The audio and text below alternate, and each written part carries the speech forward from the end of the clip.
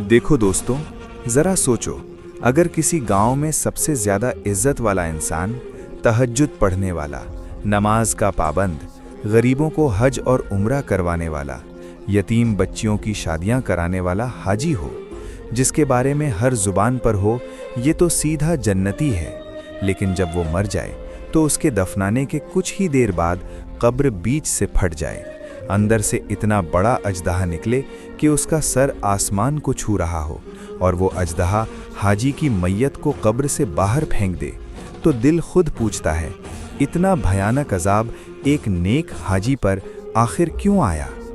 आज की कहानी ऐसे ही एक हाजी की है, जिसका असली चेहरा जनाजे पर नहीं, कब्र की मिट्टी फटने के बाद खुला। हाजी साहब कौन थे? ये वाक़या पंजाब के एक गांव का है। एक शख्स था जिसे सब हाजी साहब कहते थे। तहज्जुद गुजार, नमाजी, जितना भी लोग जानते थे उन्हें बहुत नेक आदमी मानते थे। उन्होंने गांव के कितने ही गरीबों को हज और उम्रा करवाया था, कितनी यतीम और गरीब लड़कियों की शादियां करवाई थीं, कितने ही यतीम बच्चों के सर पर बाप जैसा हाथ रखा था, कितनी लड़कियों के सर पर इज्जत की चादर डाली थी। इलाके के बड़े बूढ़े, नौजवान, औरतें सब उनके नाम की कसम खाते थे। किसी को इलाज के पैसे चाहिए हों, किसी को बेटी की शादी का खर्च, किसी को फीस, तो सब की ज़ुबान पर एक ही नाम आता, हाजी साहब मदद कर देंगे। उनका असली नाम अब्दुल शकूर था, लेकिन वो हर साल हज पर जाते, कई उम्रे कर चुके थे, इसलिए सब उन्हें इज्जत और मोहब्बत से हाजी साहब कहते थे। उनकी कोई औलाद नहीं थी, दूसरी शादी भी सिर्फ इसीलिए नहीं की कि कहीं उनकी बीवी को दुख न पहुंचे। लोग कहते थे, जो आदमी सिर्फ बीवी का दिल रखने के लिए औलाद की खुशी तक छोड़ दे, उससे अच्छा इंसान कौन होगा। हाजी साहब का बड़ा मदरसा था, बहुत से बच्चे और बच्चियां वहां पढ़ते थे, कई उस्ताद तनख्वाह पर रखे हुए थे और वो खुद भी कुरान का तर्जुमा और तफसीर पढ़ाते थे। उनकी बीवी को सब बीबी जान कहते थे, पर्देदार, बाहर से बहुत नेक औरत मानी जाती थीं। गांव की लड़कियां कुरान पढ़ने उनके पास आतीं और हवेली में दीन और इल्म का माहौल दिखाई देता था। बाहर से सब कुछ बहुत खूबसूरत लगता था, लेकिन अंदर कहीं एक बहुत बड़ा राज छुपा बैठा था। इन्हीं लड़कियों में से एक 16-17 साल की यतीम लड़की थी शबाना। अपने रिश्ते की चाची के घर रहती थी। मजबूरी से उसके घर में पनाह मिली थी, लेकिन चाचा उससे घर का सारा काम करवाते, ज़रा सी बात पर मारते पीटते और जब दिल करे उसे इल्ज़ाम लगाकर घर से निकाल देते। एक दिन ऐसा ही हुआ, झूठा इल्ज़ाम लगा, मार पड़ी और शबाना सीधे हाजी साहब की हवेली पहुंची। बीबी जान के सामने फूट फूट कर रोने लगी। बीबी जान, मुझे अपने पास रख लें, मैं उस घर वापस नहीं जाना चाहती। चाची मुझे मारती हैं, झूठे इल्ज़ाम लगाती हैं, अब वहाँ कैसे जाऊँ। बीबी जान का जवाब काफ़ी सख्त था, नहीं शबाना, वो तुम्हारा घर है, घर जैसा भी हो, औरत के लिए सबसे महफूज जगह वही होती है, हवेली में मैं तुम्हें नहीं रख सकती। शबाना की जिद थी, आंसू रुक ही नहीं रहे थे। उसी वक्त हाजी साहब घर में दाखिल हुए और दूर से इन दोनों की बातें चुपचाप सुनते रहे। उन्होंने कुछ देर दोनों को देखा, फिर मुलायम आवाज में बोले, सुरैया, इस बच्ची को हवेली के एक कमरे में जगह दे दो। ये छोटी सी यतीम है जिसे घर वालों ने भी निकाल दिया, अब ये और कहाँ जाएगी। मजबूरन बीबी जान ने शबाना को घर में रख तो लिया, लेकिन उसी दिन से उनका रवैया बिल्कुल बदल गया। जो बीबी जान बड़ी उम्र की नौकरानियों से इज्जत और नरमी से बात करती थीं, उनकी ज़ुबान अब शबाना पर हर वक्त जहर उगलने लगी। ज़रा सी देर से काम हो तो डांट, ज़रा सी गलती हो तो जलील करना, बिना वजह टोकना। शबाना के लिए हर दिन एक नया इम्तिहान बन गया। हवेली में ज़्यादातर नौकरानियां बड़ी उम्र की थीं और कुछ नौजवान लड़के ज़मीनों और मदरसे के काम संभालते थे। इनके साथ बीबी जान कभी ऊंची आवाज़ में बात नहीं करती थीं, लेकिन शबाना के लिए उनके दिल में जाने क्यों एक अजीब सा गुस्सा, एक छुपा हुआ डर बैठा हुआ था। हाजी साहब बार बार समझाते, सुरैया, क्यों यतीम लड़की की बद्दुआ ले रही हो, नेकी की है तो उसे अपने लिए इतना मुश्किल मत बनाओ, इस बच्ची को कम से कम सुकून से जीने दो। और उधर शबाना को भी अपने पास बिठाकर कहते, बेटा, बीबी जान की बातों को दिल पर मत लिया करो, वो अंदर से बुरी नहीं है, लेकिन शबाना इन दोनों के बीच फंसी हुई हर रोज नए ताने और आंसुओं के साथ जीते जी मर रही थी। आखिर एक दिन वो तंग आकर हवेली छोड़कर चली गई। फिर से अपनी चाची के घर लौट आई, उनके पैरों में गिरकर माफ़ी मांगी और उनकी हर बात मानने को तैयार हो गई। बीबी जान को जब ये खबर मिली तो उनके चेहरे पर अजीब सा सुकून आया, जैसे किसी बड़े बोझ से हल्की हो गई हों। यतीम लड़के, हवेली और बीबी जान का भीतर का डर। समय गुजरता गया। हाजी साहब ने यतीम लड़के भी हवेली में लाकर रखना शुरू कर दिए, किसी को पढ़ाई के नाम पर, किसी को काम के बहाने से। बाहर से लोग कहते, देखो कितनी बड़ी नेकी कर रहे हैं, लेकिन बीबी जान के दिल में इसके उलट खौफ बढ़ता जा रहा था। वो गुस्से में बड़बड़ाती, ये यतीम लड़के पता नहीं कहाँ से उठा लाए हैं, मेरे सर पर बिठा दिए गए हैं। लोग समझ न पाए, लेकिन बीबी जान जानती थीं कि उनके गुस्से के पीछे सिर्फ चिड़चिड़ापन नहीं, एक गहरा डर है जो वो किसी को खुलकर बताती नहीं थीं। वो रात जब अजाब की शुरुआत दिखी, रमज़ान आया। हाजी साहब ने पूरे महीने गांव वालों को अपनी हवेली में इफ्तार पर बुलाया। ईद पर भी हर घर से लोग उनकी खुशियों में शामिल हुए। बाहर से सबको यही दिख रहा था, नेकी पर नेकी, सवाब पर सवाब। एक दिन हवेली के अंदर किसी बात पर बीबी जान और हाजी साहब जोर जोर से बहस कर रहे थे। कमरे से बीबी जान की चिल्लाने की आवाज़ बाहर तक आ रही थी। अचानक उन चीखों में खौफ मिल गया। बीबी जान बुरी तरह रोने लगीं। मुलाजिम भागते हुए कमरे में गए।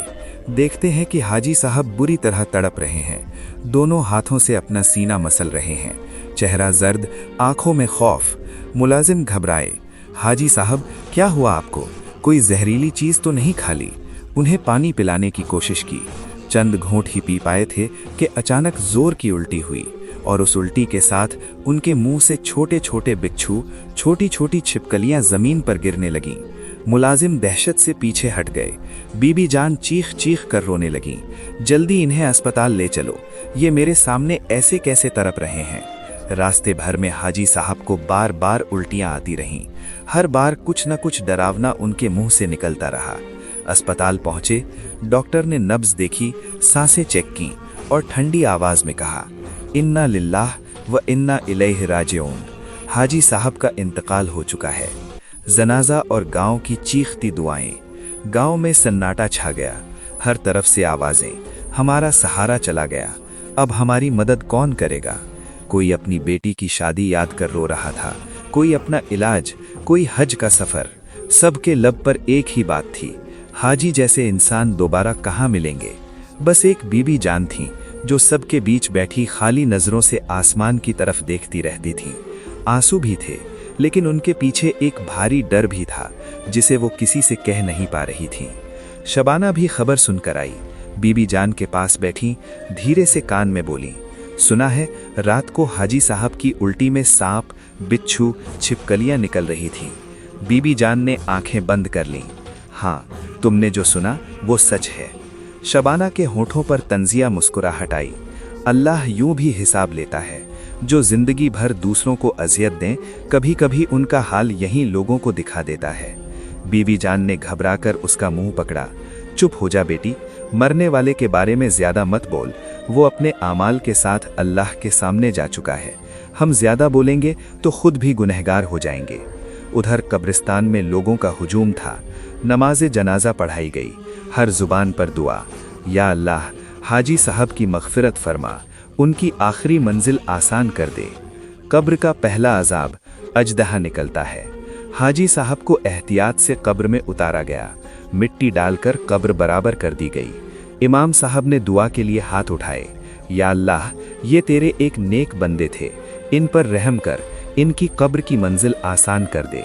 दुआ पूरी भी नहीं हुई थी कि जमीन के भीतर से एक जबरदस्त धमाके की आवाज आई। लोग घबराकर इधर उधर देख रहे थे। नजर कब्र पर गई। कब्र बीचों बीच से फट चुकी थी।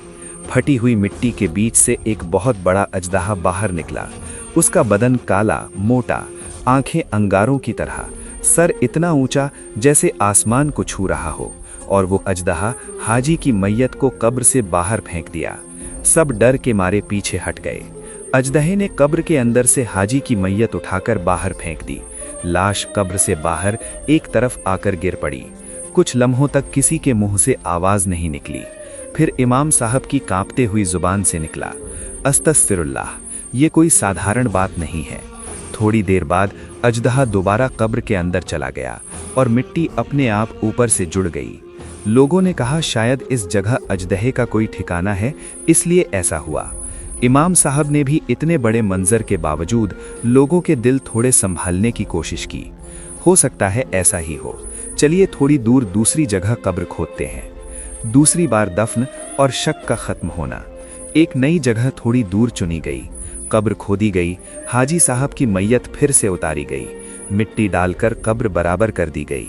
इस बार दुआ और भी भारी थी, या अल्लाह, अगर ये तेरी तरफ से निशानी है तो हमें सबक दे, और अगर कोई और वजह है तो उसे हमारे लिए जाहिर कर दे। दुआ पूरी भी नहीं हुई थी कि पहले से ज्यादा जोरदार धमाका हुआ। जमीन हिल गई, लोग वहीं गिर पड़े। कुछ ने डर के मारे चीख मारी। देखते हैं तो दूसरी कब्र भी बीच से फटी हुई। फिर वही अजदहा, फिर वही सुर्ख आंखें, फिर वही खौफनाक अंदाज। उसने दूसरी कब्र से भी हाजी साहब की मैयत बाहर फेंक दी और खुद दोबारा मिट्टी के अंदर गायब हो गया। कब्र की मिट्टी फिर से जुड़ गई। अब शक की कोई गुंजाइश नहीं बची थी। सबके दिल से एक ही आवाज निकल रही थी, ये अजाब है, ये कोई साधारण हादसा नहीं। इमाम साहब ने कहा, जरूर कोई ऐसा गुनाह है जो हमसे छुपा हुआ है। जब तक उस हकीकत का पता नहीं चलेगा, हम इन्हें चैन से दफन नहीं कर सकेंगे। ये बातें हवेली तक पहुंची। बीबी जान का सब्र टूटना और असली राज। बीबी जान ने जब सुना कि कब्र फट रही है, अजदहा निकल रहा है, तो वो दहाड़े मारकर रोने लगी। या अल्लाह, जिस दिन के लिए मैं इन्हें रोकती थी, आज वही दिन सामने है। इन्होंने मेरी बात नहीं मानी। इमाम साहब सीधे हवेली पहुंचे। बीबी जान, माफ कीजिएगा, मगर अब सवाल पूछे बिना कोई रास्ता नहीं है। हमने 2 बार अपनी आंखों से देखा कि कब्र फटी, अजदहा निकला, मैयत बाहर फेंकी गई। इतना बड़ा अजाब बिना वजह नहीं आता। क्या ऐसा कोई गुनाह था जिससे आप इन्हें जिंदगी भर रोकती रहीं और ये नहीं माने?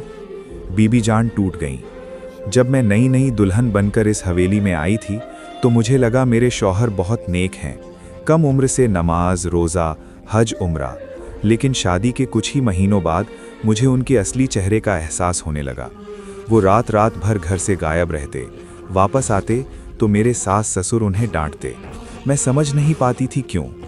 एक रात मैं पानी लेने उठी, उस बंद कमरे से आवाज़ें आ रही थीं जहां सालों से कोई आता जाता नहीं था। मैंने धीरे से दरवाज़ा खोला तो मेरे पांव तले ज़मीन निकल गई। मेरे शौहर, ये हाजी साहब, एक नौजवान मुलाजिम के साथ गंदी हरकत में लगे हुए थे। तब समझ आया कि वो मुझसे दूर क्यों भागते हैं, क्यों मुझे अछूत की तरह टाल देते हैं। मेरी सास को बताया, उन्होंने हवेली के सारे नौजवान मुलाजिम निकाल दिए। लेकिन उसके बाद मेरे शौहर ने मुझसे नफरत शुरू कर दी, मुझसे और दूर हो गए। फिर जब सास ससुर दोनों का इंतकाल हो गया तो उन्हें रोकने टोकने वाला कोई नहीं बचा।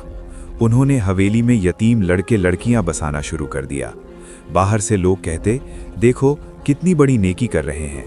लेकिन मैं जानती थी कि रातों को इन बच्चों के साथ क्या होता है। वो उनकी मजबूरी, उनकी चुप्पी, उनके बेसहारा होने का फ़ायदा उठाते रहे। मैंने रो रो कर कहा, ये गुनाह है, ये जुल्म है, ये हकूकुल इबाद की तबाही है। तो हंस कर कहते, मैं हज कर लूँगा, उम्रा कर लूँगा, रोज़े रख लूँगा, सदका दे दूँगा, मेरे गुनाह धुल जाएंगे। देखना, अल्लाह मुझे मेरी नेकियों की वजह से बख्श देगा। शबाना भी उसी गुनाह का निशाना बनी। उसने चीख चीख कर कहा कि मैं सबको बताऊंगी, मगर मैंने ही उसे चुप कराया। यदि तुम बोली, लोग तुझे बदनाम करेंगे, उसे कुछ नहीं कहेंगे। आज लगता है उन सब यतीमों की आह और बद्दुआ कब्र तक पहुंची है। बीबी जान चुप हुई तो कमरे में खामोशी छा गई। इमाम साहब ने गहरी सांस ली। हाजी साहब ने अल्लाह के हक अदा किए, नमाज, रोज़ा, हज, उम्रा, लेकिन बंदों के हक पैरों तले रौंद दिए। मजलूम की आह, यतीम की बद्दुआ और बेबस के आंसू, ये सीधा अर्श तक पहुंचता है। शायद इसीलिए अल्लाह ने उनके अंजाम का ये हाल दुनिया को दिखाया, ताकि हम सब सबक ले सकें। तीसरी दफन और कब्र से आती चीखें। रात का समय चुना गया। इमाम साहब ने कुछ भरोसेमंद लोगों के साथ तीसरी बार नई जगह कब्र खोदी। इस बार न कोई भीड़ न हंगामा, सिर्फ कुछ लोग, कुछ यतीम लड़के जो सालों तक हाजी साहब के साथ रहे थे, और दूर खड़ी आंसू भरी आंखों वाली बीबी जान। मैयत धीरे से उतारी गई, मिट्टी डाली गई, कब्र बराबर कर दी गई। इस बार कब्र नहीं फटी, न जमीन हिली, न कोई अजदहा निकला। लोगों ने राहत की सांस ली, लेकिन थोड़ी ही देर में कब्र के अंदर से ऐसी दर्दनाक चीखें आने लगीं जैसे कोई अंदर से तड़प तड़प कर माफी मांग रहा हो। यतीम लड़के लड़कियां जो थोड़ी दूरी पर खड़े थे रो रो कर कहने लगे, या अल्लाह, हमने बद्दुआ दी थी, वो लग गई, अब तू रहम कर दे, उन्हें माफ कर दे। इमाम साहब ने कहा, हम नहीं जानते अल्लाह ने आखिर में उनके साथ क्या फैसला किया, मगर जो कुछ हमारी आंखों के सामने दिखाया गया ये हमारे लिए काफ़ी बड़ा सबक है। याद रखो, इंसान का असली चेहरा उसके जनाजे से नहीं, उसकी कब्र से खुलता है। सिर्फ नमाज, रोज़े, हज और उम्रा किसी को नहीं बचा सकते अगर वो बंदों के हक तोड़ता घूमे। मजलूम की आह, यतीम की बद्दुआ और बेबस के आंसू ये कभी ज़ाया नहीं जाते। दोस्तों, अगर ये वाक़या आपके दिल को छू गया हो, आपको याद दिला गया हो कि सिर्फ इबादत नहीं, इंसानों के हक भी उतने ही ज़रूरी हैं, तो इस वीडियो को यहीं तक रहने मत दो। नीचे कमेंट में दिल से लिखो आमीन, या अल्लाह हमें हकूक़ुल इबाद अदा करने की तौफीक दे। चैनल को फॉलो, सब्सक्राइब कर लो ताकि ऐसी ही हकीकी इबरतनाक इस्लामी कहानियाँ तुम तक नियमित पहुँचती रहें। और अगर तुम्हें लगता है कि किसी दोस्त, रिश्तेदार या हाजी को ये सबक सुनना चाहिए तो ये कहानी उनसे भी शेयर कर दो। हो सकता है तुम्हारे एक शेयर से किसी की जिंदगी, किसी की सोच और किसी की आखिरत बेहतर हो जाए।